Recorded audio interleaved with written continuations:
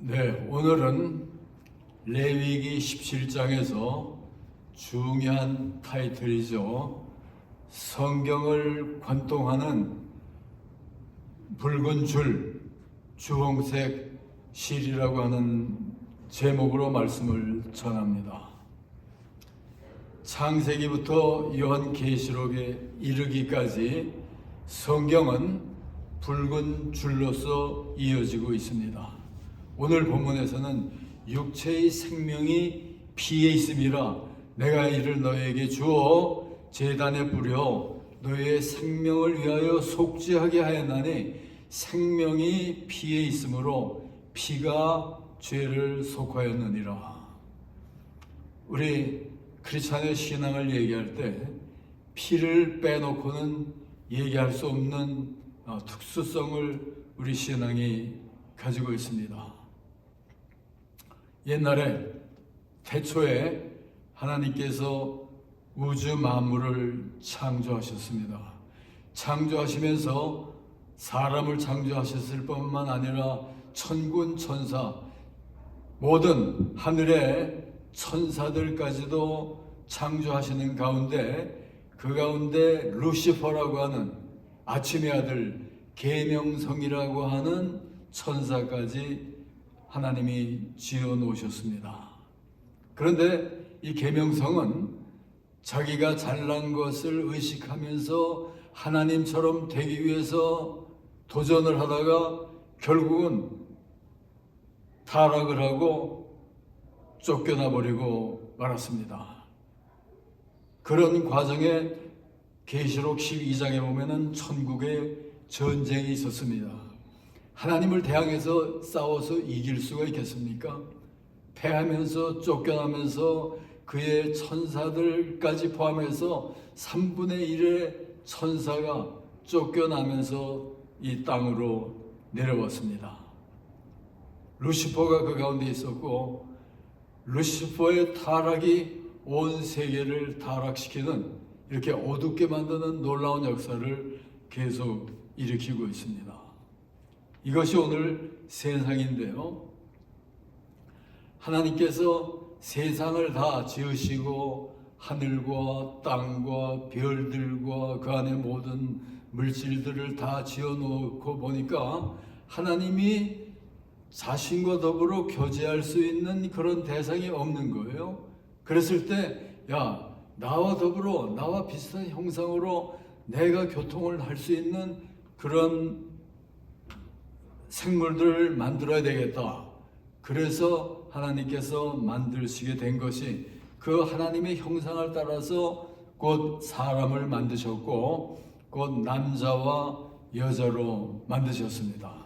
그래서 에덴 동산에다 두셨잖아요. 그러면서 에덴 동산에 한 나무가 있게 됩니다. 우리가 이미 잘 알고 있는 선악을 알게 하는 나무입니다. 그리고 그 선악과는 저들이 먹지 못하도록 금령을 내려 있는 상태였습니다. 그럴 때 사탄이 뱀으로 등장하면서 하와를 유혹을 하잖아요.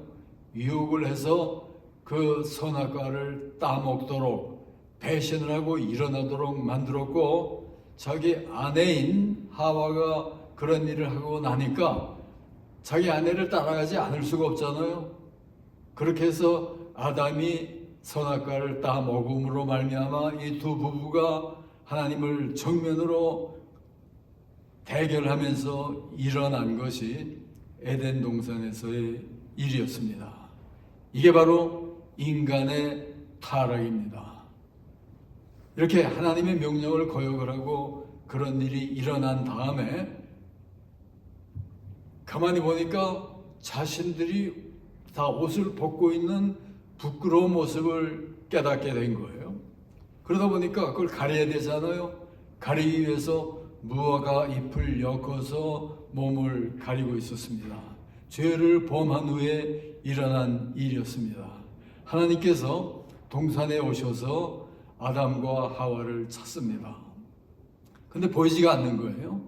그럴 때 하나님이 부르는 데다 아담아, 아담아, 아무리 불러도 소리가 없다가 대답을 하고 나오는데 우리들이 부끄러워서 하나님 앞에 나오지를 못하고 이렇게 숨어 있었습니다. 그럴 때 하나님이 뭐라고 하냐면은, 야, 너 먹지 말라고 하는 거 따먹었냐? 그러니까 뭐라고 대답을 합니까? 따먹었죠. 따먹었는데 먼저 하와가 먹고, 하나님이 저에게 베풀어 주신 하와가 먹고 또 저에게도 주셔서 그것을 먹었습니다. 그러고 나니까 이제 부끄러움을 알게 됐잖아요. 그랬을 때 하나님께서 어떻게 하셨습니까? 무화과 잎 거기 가서는 안 돼. 그러면서 동물을 죽여서 피를 흘리면서 가죽으로 입히잖아요. 이것이 첫 번째 성경에 나오게 되는 붉은 줄이어 흘린 피였습니다. 아담과 하와를 통해서. 그러니까 하나님이 그때 동물을 죽여서 피를 흘리게 함으로 이 피의 붉은 줄의 역사가 그때부터 시작이 됩니다. 그것이 아담의 이야기고, 이어서 그 아들 아벨이 하나님 앞에 제사를 쌓습니다. 제물을 드리는데 그는 양을 죽여서 양 피로 제물로 하나님 앞에 드릴 때, 야, 너 정말 바른 제물을 바치는구나. 하나님이 기뻐 받으시잖아요.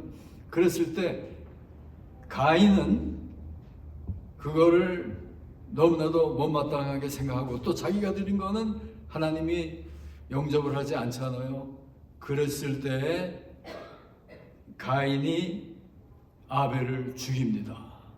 그러니까 두 번째로 가인이 피를 드렸고 아벨이 드렸고 가인이 아벨을 죽임으로 또 아벨이 피를 흘리게 됩니다. 그 다음에 세 번째 노아가 등장하게 되는데요. 노아는 하나님 앞에 의롭게 살았잖아요. 근데 그 당시에 모든 사람들 보면 모두가 하나같이 죄악 속에서 하나님이 볼 때, 야, 이것들은 안 되겠구나.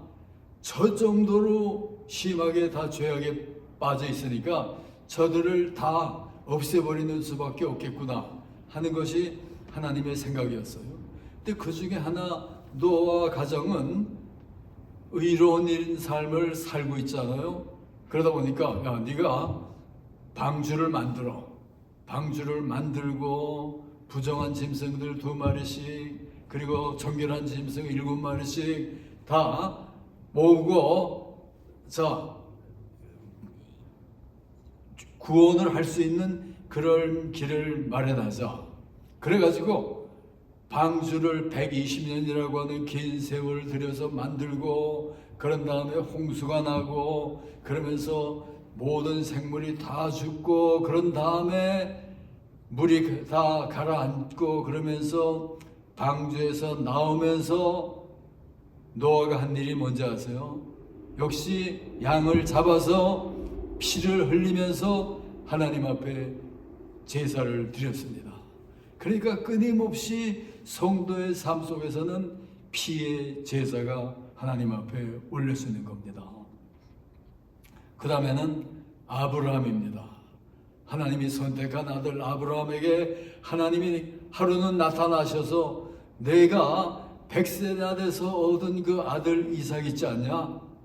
네 아들을 나에게 제물로 바치라는 명령이었습니다. 얼마나 청천벽력 같은, 이거는 도저히 정말 순종할 수 없을 듯한 그런 시험이었습니다. 그럼에도 불구하고 아브라함이 믿음의 아들이었으니까 그 아들을 하나님의 명령을 따라서 제물로 드리기로 결정을 하고, 아들 데리고 모리아 산으로 가서 제단을 쌓고 거기에 아들을 묶어 놓고 칼을 들어서 하나님이 명령한 대로 찔러서 죽일 준비를 다 하고 있잖아요. 얼마나 놀라운 이 아브라함의 믿음입니까? 그랬을 때 갑자기 스탑 하면서, 야, 그만해. 그러면서 옆을 보니까 순양 한 마리가 뿔이 나무에 걸려 있잖아요. 그래서 그걸 대신해서 제물을 드리고 그러면서 피를 드린 거죠. 대신 아들 피 대신에. 그러면서 아들을 구하고 그게 어떤 시험이었는지 아세요? 아브라함, 너는 내가 가장 귀하게 여기는 아들보다도 아들을 하나님을 더 사랑해서 그 아들에게까지도 내가 칼을 들어서 바치려고 하는 그 믿음, 너는 정말 신실한 믿음의 사람이고 나는 인정을 받잖아요. 아브라함을 통해서 흐르는 주홍 글씨였습니다. 그 다음에 이어서 모세가 등장합니다. 모세를 보세요. 애굽 땅에 이스라엘 민족이 포로로 잡혀 있을 때 하나님께서 그에게 말씀하시잖아요. 양을 잡아서 모든 문 좌우 모든 기둥과 그 제목 위에 십자가 모양의 피로 문을 장식하라. 그럴 때 죽음의 천사가 지나면서 이 십자가 모양의 피를 본 대문마다 죽이지 않고 그대로 지나가게 될 것이다. 그러면서 하나님의 그 명령 따라서 피제사를 드림으로 말미암아 하나님이 이스라엘 민족을 애굽 땅에서 구하는 놀라운 일이 일어나잖아요.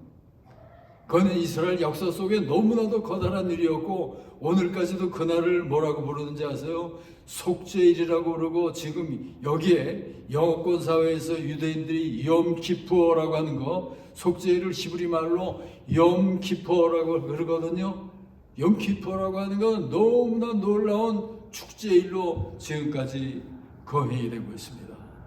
계속해서 믿음의 사람들에게마다 흐르는 것은 이 붉은 피, 붉은 줄이잖아요. 그 다음에는 여호수아가 라합에게 이렇게 얘기를 합니다.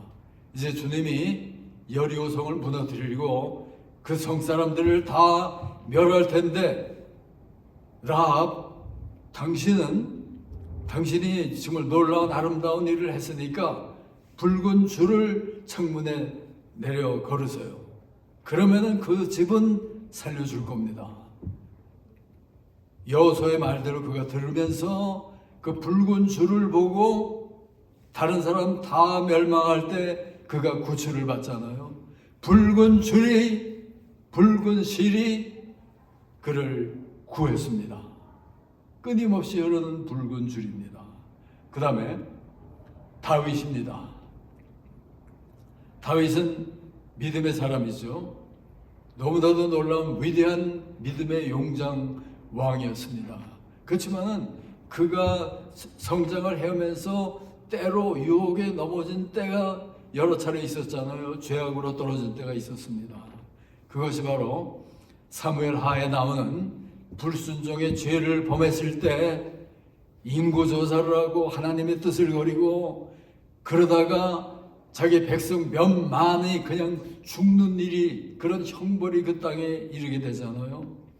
그랬을 때 다윗이 엎드려서 하나님 앞에 살려주시옵소서 그러면서 그가 제단을 쌓고 또 피의 제사를 드립니다.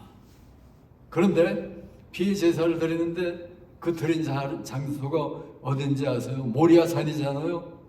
그러면은 그 자리에서 제물을 드리면서 제사를 드리려면은 그 땅을 확보해야 되잖아요.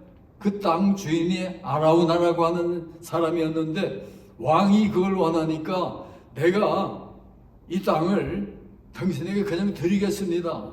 그리고 필요한 소도 드리고 불을 지를 수 있는, 불을 태울 수 있는 그런 모든 제목까지 왕께 그대로 바치겠습니다. 그랬을 때 다윗이 어떻게 나왔는지 아세요? 무슨 소리냐? 내가 하나님 앞에 제사를 드리는데 그저 공짜로 오던 이걸 제물로 드린단 말이냐? 부가치하게 드린단 말이냐? 그건 안 되는 얘기야. 사야 돼. 그러면서 돈을 주고 그 땅을 사잖아요. 그러면서 거기서 제단을 쌓고 하나님 앞에 제사를 드립니다. 여러분, 다윗의 위대성이 어디 있는지 아세요? 우리가 하나님 앞에 드릴 때 우리는 교회에서는 헌금을 드리고, 사실 우리의 믿음이라고 하는 것은 그냥 물질 드리는 것 정도가 아니고 우리의 삶 전체를 드리는 거잖아요. 우리의 생명을 드리는 겁니다. 여러분들은 믿음의 생활을 하시면서 물론 교회 다니는 일 중요하지만은 그것보다 더 중요한 게 뭔지 아세요? 본질적으로 내 가슴 속에 나를 지배하는 것이 하나님을 사랑하는 마음으로, 나는 완전히 하나님 당신의 것입니다, 나를 완전히 드립니다. 나를 드리는 삶 속에는 내 모든 물질이며 나의 귀한 모든 것은 그대로 다 하나님 앞에 드린다고 하는 이 자세가 바로 하나님 앞에 드리는 제사입니다.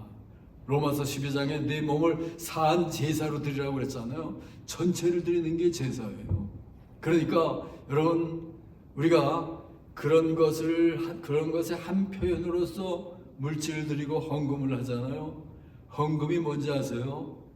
이거는 우리가 드리는 표현되는 최대의 재물이잖아요. 이 물질 속에 뭐가 표현이 되는지 아세요? 내 정성이 다 표현되고, 내 모든 믿음과 하나님을 향한 사랑과 내 생명과 내 헌신의 모든 것 전체를 하나님 앞에 드리는 마음으로 그 중에 적은 것을 그대로 나를 담아서 하나님 앞에 드리는 것이 바로 이 헌금인 겁니다. 그런 마음으로 드리는 것을 하나님이 기쁨으로 받으시고, 그런 마음 위에 하나님이 축복을 안 내려주시겠어요? 내가 오늘까지도 이제 살아오면서 하나님을 믿어왔지만은 내가 바라는 바, 원하는 바들이 풍성한 축복을 받지는 못했습니다. 그렇다면은 여러분들이 고쳐야 될 게 뭔지 아세요? 진정으로 100% 절대적으로 나를 드립니다, 오직 하나님 밖에는 없습니다, 이런 자세로 하나님 앞에 물질을 드리면서 내 자신을 완전히 드리는 겁니다. 이게 바로 헌금의 원리인 거예요. 이런 자세를 다윗이 가졌잖아요. 나는 거저 얻은 거 그냥 하나님 앞에 드릴 수가 없는 거야. 그러면서 거기에서 제단을 쌓게 되고, 거기서 그러면서 다윗 마음속에는 하나님을 너무 사랑하니까 성전을 짓는 일이 너무나도 중요한 일이잖아요. 그런 마음을 갖는 것 너무나 중요한 일이에요. 그렇지만은 하나님이 어떻게 하십니까? 야, 너는 그동안에 많은 피를 흘렸잖니. 그러니까 너는 성전 짓는 일은 네가 하기보다는 내 아들 솔로몬에게 인계를 해. 그래가지고 솔로몬을 통해서 성전을 모리아산 위에 짓는 일이 일어나잖아요. 그 멋진 성전을 지어놓은 다음에 거기서 드리는 가장 중요한 일이 뭔지 아세요? 피의 제사를 올려드리는 거잖아요. 그러니까 끊임없이 흐르는 핏줄 피의 제사, 이것이 바로 성도의 삶입니다. 구약 성경 전체로 하는 것이 핏줄이잖아요. 그러다가 그걸 이어받은 게 누군지 아세요? 모든 선지자들, 그 많은 선지자들의 메시지의 내용이 뭔지 아세요? 그 피를 전하는 거잖아요. 대표적인 거 하나를 든다면 이사야 53장, 그가 찔림은 우리의 허물을 인하며 그가 상함은 우리의 죄악을 인함이라.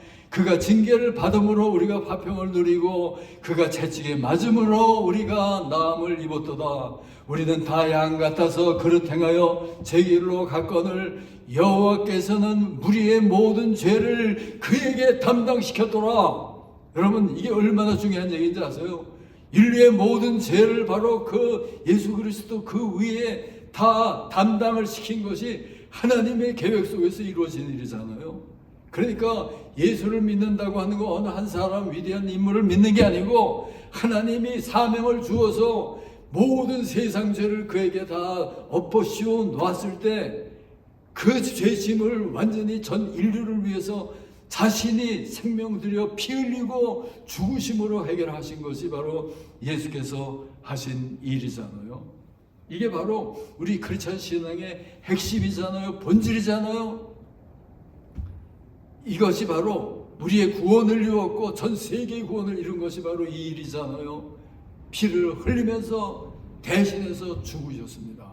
물론 그 후에 살아나심으로 부활의 주가 됨으로 완성하신 건데, 이게 핵심인데, 오늘 가장 중요한 일을 흔들고 있는 것이 세상이잖아요. 그리고 가장 무섭고 추한 게 뭔지 아세요?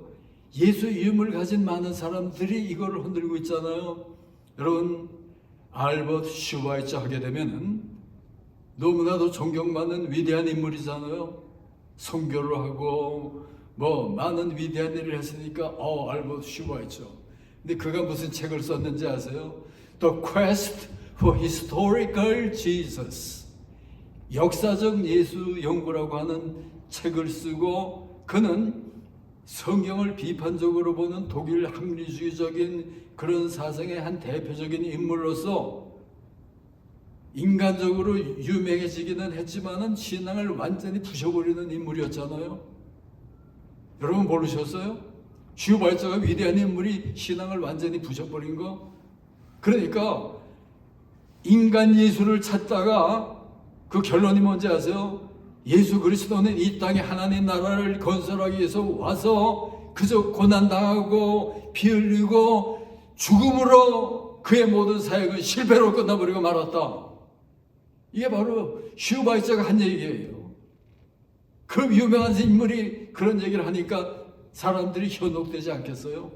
그리고 그것이 바로 독일에서 시작되는 19세기 말부터의 이 합리주의적 인간이 최고다, 인간이 이성을 더 초월하는 게 어디 있을 수가 있느냐. 그러니까 우리가 성경을 대하면서도 고등비평이라고 하는 건데 합리적으로 성경도 대하자. 그러니까 성경을 보면서 처녀가 잉태를 해서 아이를 낳았다고? 그런 걸 어떻게 믿냐? 오병이어 어린아이 점심거리를 가지고 몇천 명을 먹이고 몇 만 명을 먹였다? 이런 걸 믿자고? 그런 것들은 말이 안 되는 거다. 그러니까 우리가 합리적으로 인간 지성으로 받아들일 수 없는 모든 것들은 다 제쳐놔 버리고, 그리고 우리가 받아들일 수 있는 것들 받아들이고 믿자. 이것이 바로 슈바이처였고, 오늘 지금 세계적으로 유명한 신학자들이고, 오늘 그런 영향을 받아서 번져가는 것이 여기 연합교회이며 장로교회이며 모든 큰 교단들 전부 다가 거기에 그냥 휘말려 있게 되고, 그러다 보니까 교회는 문을 닫아가고 약화돼 가고 있고 전 세계에 그런 현상들이 일어나고 있잖아요.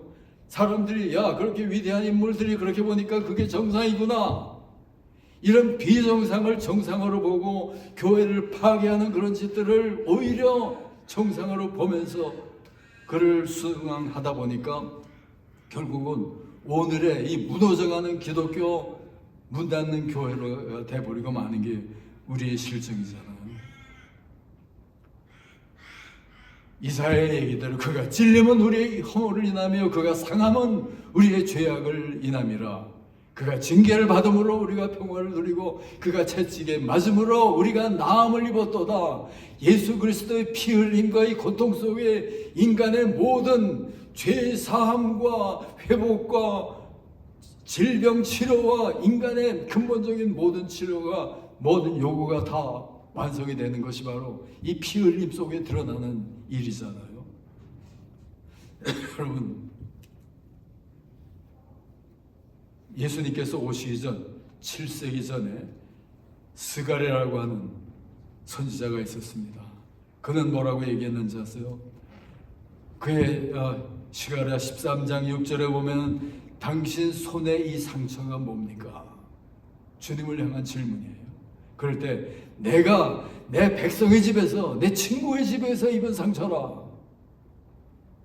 주님이 친구들을 위해서, 백성들을 위해서 입은 그 상처,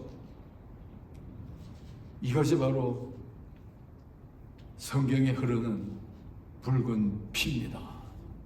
세상이 이 사실을 이해하지 못하고 배격을 하고 무시해버리고 집 밟아버리지만은, 그러다 보니까 모든 거룩하고 아름다운 교회가 다 짓밟혀버리고 오늘 이렇게 엉망의 세상이 돼 있지만은, 그렇지만은 오늘 성경을 보면은 보세요. 레위기 17장에 육체의 생명이 피에 있느니라. 바로 내가 이걸 준 것은 바로 이 피를 제단에 올림으로 바로 너희를 속죄를 하기 위한 것이다. 너희 죄를 씻어버리고 완전히 깨끗하게 하고 너희를 구원하게 하는 것이 바로 이 피에 있는 것이다. 히브리서 9장 22절에서는 피 흘림이 없은즉 죄의 사함이 없느니라. 여러분, 예수를 믿는다고 하는 게 뭔지 아세요? 곧 이 피, 예수께서 흘린 피, 그 이전에 수억의 피 흘린 동물들 수없이 많았지만 그걸로는 안 되고 오직 예수께서 히브리서에 보면 단 한 번 흘리고 죽으신 그 피가 우리를 구할 뿐만 아니라 전 세계 모든 죄를 대신해서 믿기만 하면은 대속을 하고 죄 용서함을 받고 지옥 백성이 하나님 백성이 되고 그 놀라운 영혼을 차지하는 그 모든 일들을 우리에게 선사해 주는 최대의 축복, 그것이 신구약을 흐르는 붉은 피, 붉은 줄, 이것이 바로 우리 신앙의 핵심이요, 보화요, 생명이요, 영생이요, 모든 것이 바로 이 붉은 줄에 있습니다. 그것이 바로 예수께서 흘리신 피요, 예수를 믿는다고 하는 것은 하나님 이 피를 흘려주심을 감사합니다. 그 피가 내 생명을 구했습니다. 감사합니다. 오직 하나님만이 영광을 받아 주시옵소서. 이런 믿음으로 피를 의지하면서 피를 쓰면서 이 은혜를 받고 정말 정결한 상태에서 하나님을 위해 일하며 교회를 더 든든히 세워가면서 정말 일생을 승리하는 여러분들 모두가 다 되시기를 주의 이름으로 축원합니다. 하나님 아버지 감사합니다. 오늘 신구약을 꿰뚫는 피의 줄, 피를 우리에게 다시 열어 보여주심을 진심으로 감사합니다. 아버지 하나님, 주님을 믿는다고 하는 것은 바로 이 피를 의지하고 이 피를 입고 그 피의 은혜로 우리가 속죄함을 받고 죄 용서함을 받고 깨끗해지고 주 앞에서 완전해져서 하나님 나라까지 이르게 되는 우리의 삶인 것을 압니다. 감사합니다. 오직 주님만이 영광을 받아 주시옵소서. 우리를 위해서 이 모든 피 한 방울 남기지 아니하시고 흘려 주심을 감사합니다. 우리만 이 은혜를 얻고 새 사람 되고 하나님의 백성 될 뿐만 아니라 더욱더 많은 우리들 주위의 많은 영혼들에게 이 피를 모름으로 말미암아 지옥을 살고 있는 수많은 영혼들에게 번져나가 전하며 저들을 구하는 사명을 다하는 우리들 모두의 삶이 되도록 하나님 인도하시고 축복해 주시옵소서. 피를 쓰고 사는 우리들 모두가 되도록 하나님 인도해 주시옵소서. 이제는 우리 구주 예수 그리스도의 놀라우신 은혜와 아버지 하나님의 크시고 무한하신 사랑과 성령의 감화, 감동, 인도하시고 충만하심이 여기 모인 모든 성도들 위에 이제부터 영원토록 함께 계실지어다. 아멘.